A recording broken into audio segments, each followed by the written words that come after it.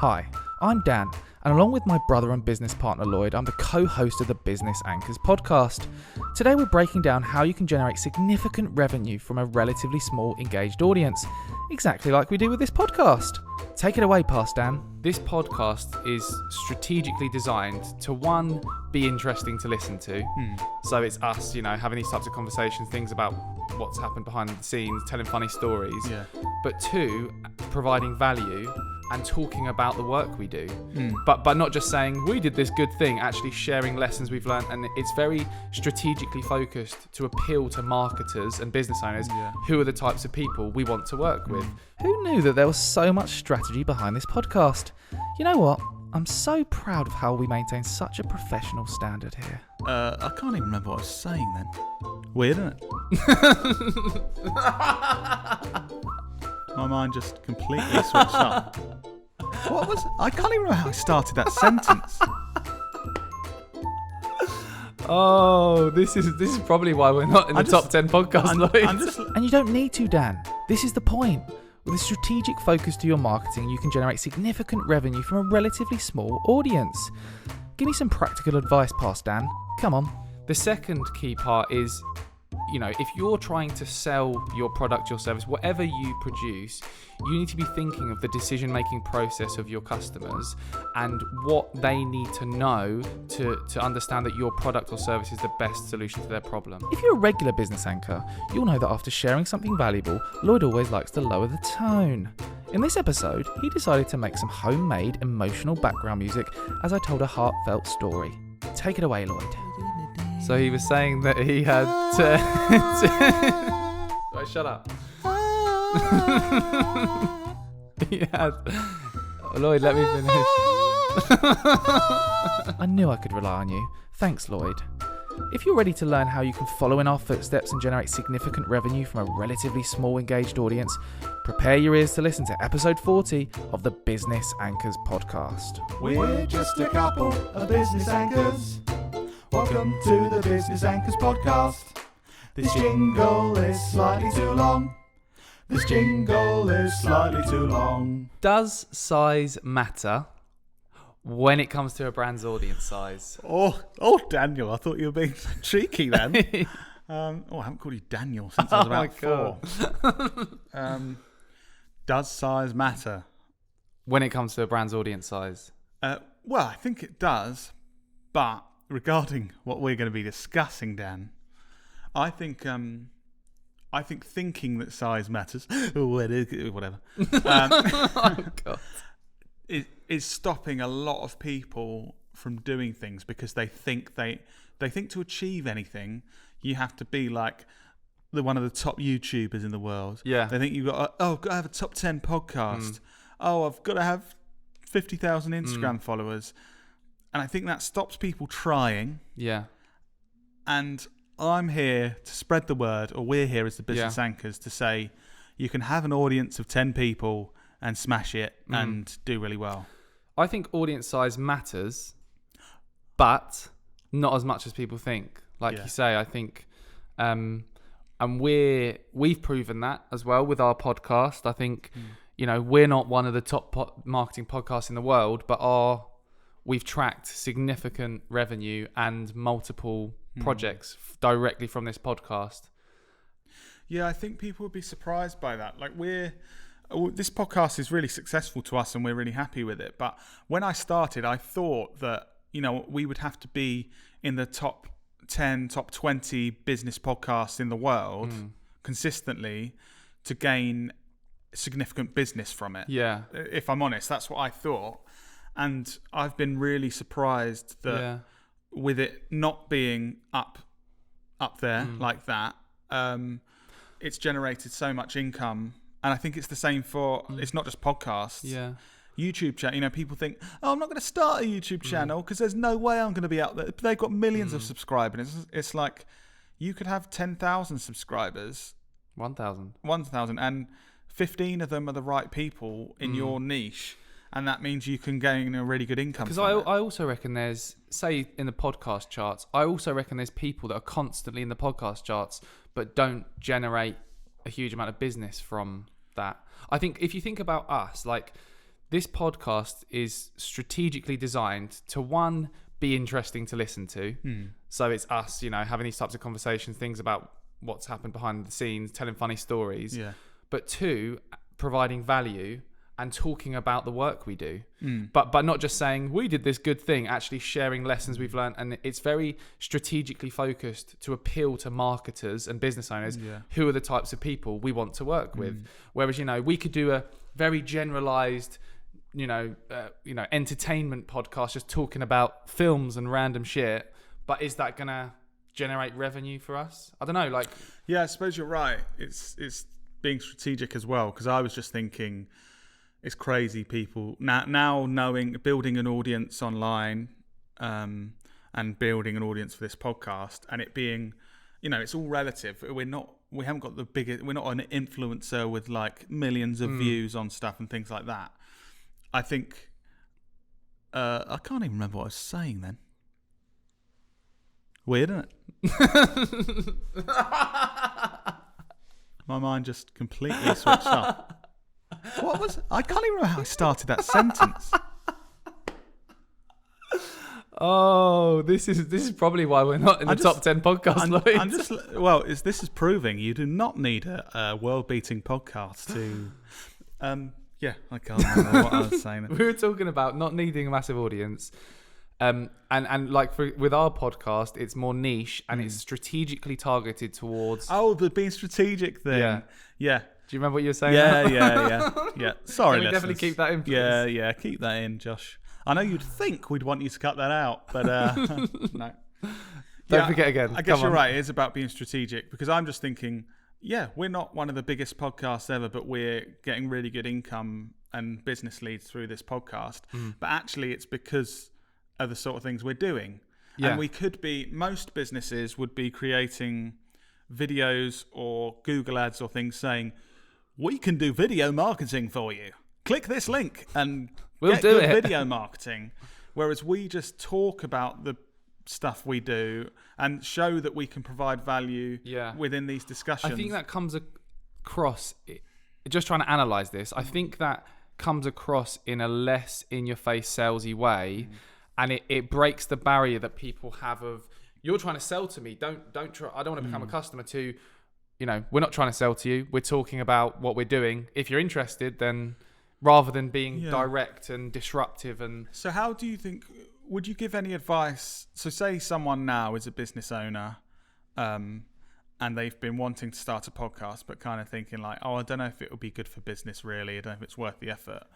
What advice would you give for them to get value out of it? Even, like we're saying, even if they have a couple of hundred listeners a week or a month, or 500 a month, or, or 50. I think you need to think strategically like we have, and you need to hit a number of key points. So firstly, I think probably the most important point, I'd say, I don't know what you think, is that it needs to be interesting to listen to. Because if you don't hit that point, then no matter what you say strategically, no one's going to be listening. Okay, right, we need to try and do that. Yeah, we need to try and do that. Okay, all right. I mean, no, in terms of it being interesting to listen to, there's a number of elements that could include. So it could be value adding. That's interesting to listen to. What can you teach someone? There's a lot. Most of the top marketing podcasts go down that route. Here's how you generate 1,000 YouTube subscribers. Here's how you do this, how you do that. And it's very practical, step by step. We don't really go for that option. So there's other things you can hit. Well, saying that you are giving the steps that it would currently. If you're I'm very much comparing podcasts, step-by-step podcasts. Yes. This is just a very small part of this. We chat shit most of the time. Yeah. This is a very small practical part. Other podcasts are the 10 steps to growing a podcast. So there's value-adding stuff. There's it being entertaining and I like to think that ours maybe ticks that because we're brothers and we take the piss out of each other. At least 50% of it, on this side. Side of the table. So it can be value adding, entertaining. So that's one part. It needs to be interesting to listen to.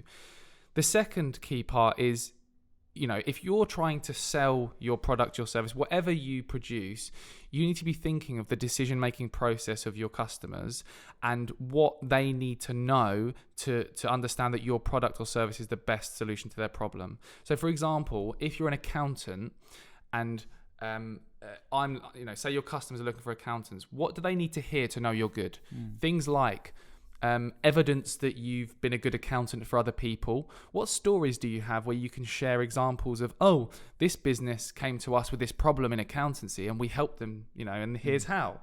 They'd want to know what other customers you've worked with. They'd want to know what the process is of working with you. There's all of these kind of questions they have that you need to be answering. I suppose the skill is in your first point of making it entertaining and interesting or not necessarily entertaining, but interesting to listen to. And then the second point, you're saying you need to communicate these things that convince someone you're a good accountant. It's putting those together of how can I talk about my previous experience where I've been a good accountant in an interesting way. The easiest way, I'll tell you the easiest way. Please do. Is to talk about lessons you've learned through the situation.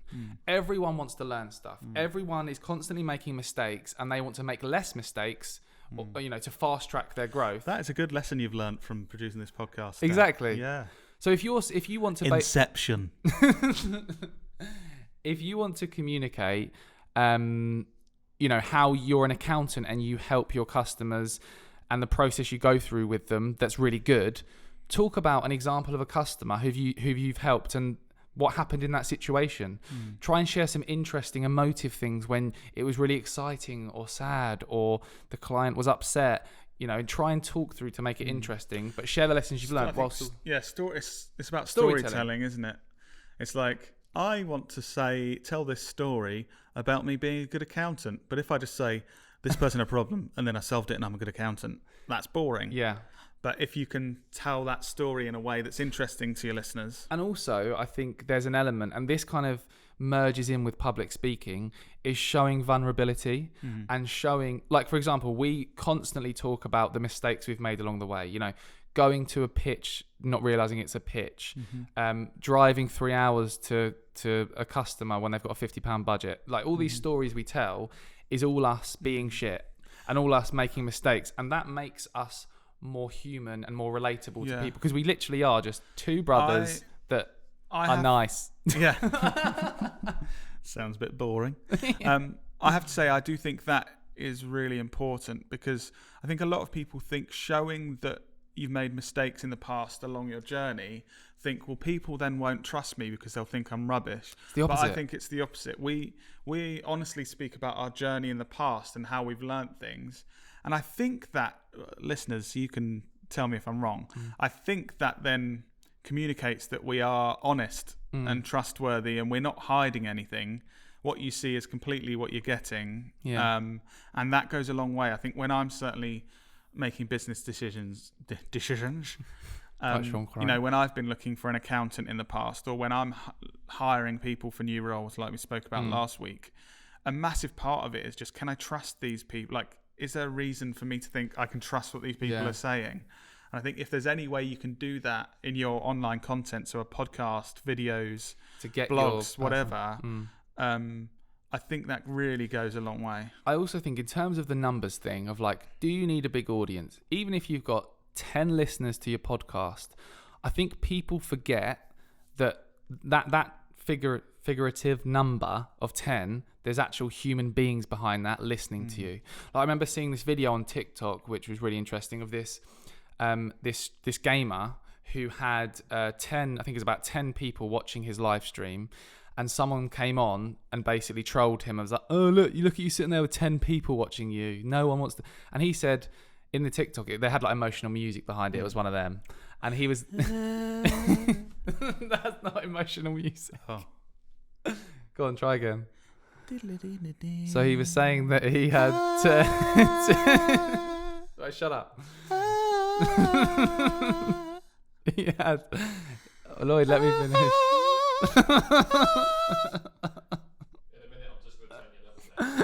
Yeah, please do.